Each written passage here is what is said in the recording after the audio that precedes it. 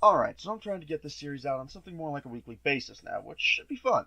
However, trying to get things worked out to where I can do that has left me with very little time to do proper research into a really meaty topic for today's episode.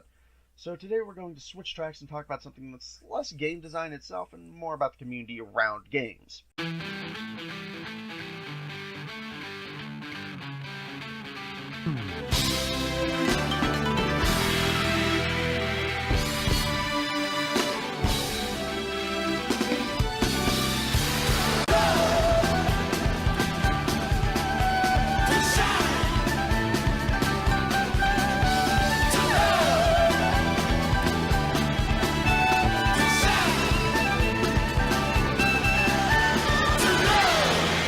Quick word for those curious about what I mean by lacking proper research time.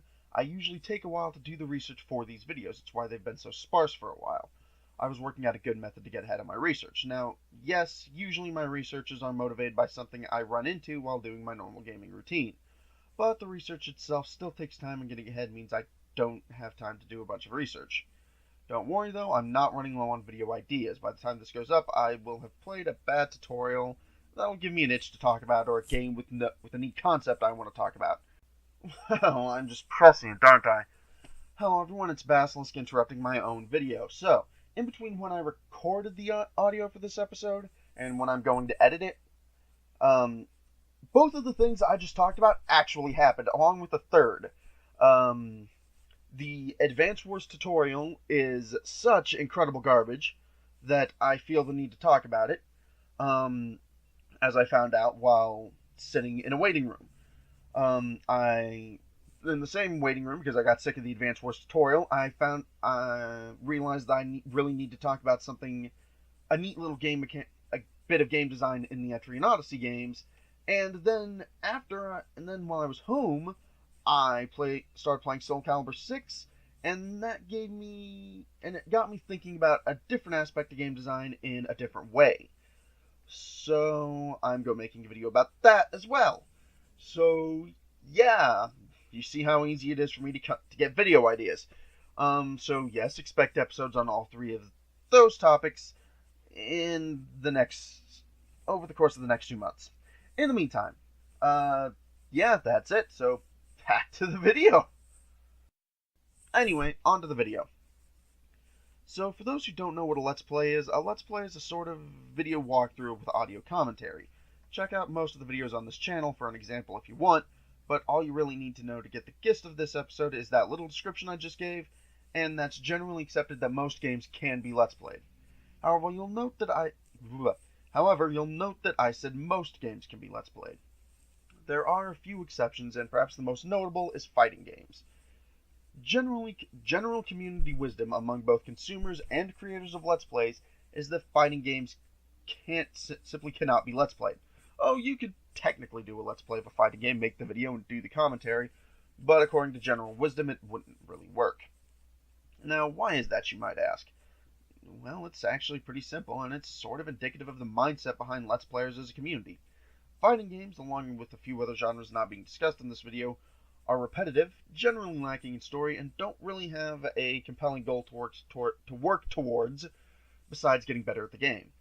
This is indicative because it indicates a mindset that the game either needs varied content, a notable story, or a goal to work towards besides just getting better at the game in order for it to be viable for a Let's Play.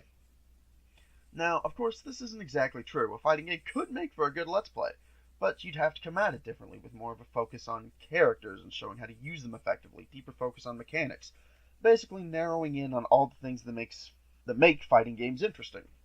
So why doesn't that happen? Well, the answer to that is twofold. On one side, it is actually a result of how fighting games are designed. Fighting games, at least the ones that are worth playing, tend to have a pretty solid number of characters that take a fair bit to learn, and the larger the roster, the more there is to learn. Because of this, it is exceedingly rare to see someone who's good at every character, or who even knows them well enough knows all of them well enough to give even basic effective advice on every character to their audience. Because of this, many Let's Players who are interested in covering fighting games don't feel they have the skill to do so. The flip side of that, however, comes down to how the community around fighting games tends to lay itself out. People who are good enough at fighting games to feel confident making a fighting game Let's Play, and who make YouTube videos, tend to be making videos discussing mostly high-level play, and not even their favorite, and even then, only of their favorite characters. Sorry. And this doesn't really work because you need to discuss all the characters and discuss both low-level and high-level play to really get it going. Even when they do step out of this, because even high-level players tend to have a focus on a specific handful of characters, usually between 3 and 5 from what I've seen, it tends to cause a severe imbalance of the quality and quantity of time devoted to individual characters. Hiccups. Hiccups again. So, does that mean the fighting game Let's Plays are just never going to be a thing? Not quite, no. It means that on the Let's Player side of the community, we need to work out the problem a bit more and come up with better ways to do fighting game Let's Plays. As for the fighting game community, okay, I don't even have the time to get into that topic without a month's prep time and a whole team of researchers. But for the basics, they need to be more comfortable playing and trying out new characters or fighting styles. Alright folks, that's it for this time. Sorry for the shorter, slightly off-topic video this week. We'll be back to proper game design next week when I get really nitpicky about the names of 2 Zelda games. The dungeon names of 2 Zelda games. In the meantime, this has been Basilisk. Thank you, and good night, folks.